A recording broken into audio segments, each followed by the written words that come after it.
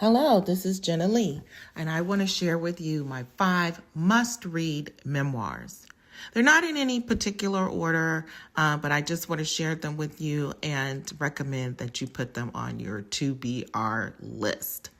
Starting with number 1, The House at Sugar Beach. This is my most recent memoir that I read February 2026, and I read it in one weekend. I could not put this book down. So if you love history mixed in with memoir, this is the book for you.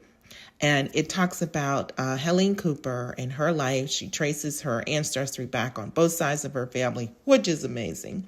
And they're moved to Liberia from the United States. So she goes through their history. She talks about her own family's history, the revolts that happened in that country, and how they made it out of there. The second one is How to Save Babylon by Sophia Sinclair. She is a poet, and you see that coming through her work. So here's another book where you're going to learn something. She is the daughter of Rastafarians who are in Jamaica, and she talks about that Rastafarian faith. She talks about her parents, both sides of her parents' families, and her own upbringing. And what's one of the fascinating things about her and her siblings is that they're all geniuses. I mean, really, really smart people. The third one is Between Two Kingdoms. This is by Suleika Jawad. She is the wife of the musician John Baptiste. So in this book, she chronicles her bout with cancer, all of the treatments that she has to endure. She talks about her family. She talks about how she met him, which is a really fascinating story. And her triumphs, all of that in the book. And she's still living, so no spoiler alert. So she made it through that. The next one is Chasing Me to My Grave. That is a collaboration of Aaron Kelly, who's a professor of philosophy, and Winfred Wimbert. Yeah, say that name.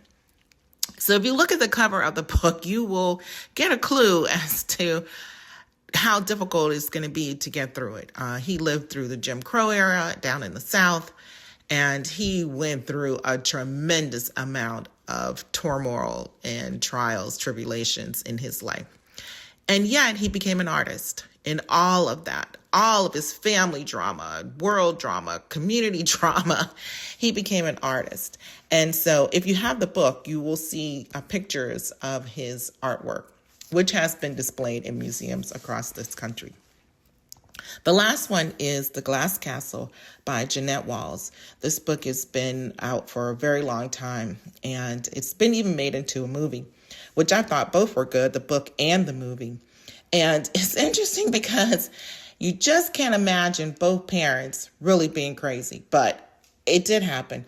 And yet her and her siblings made it through all of that craziness.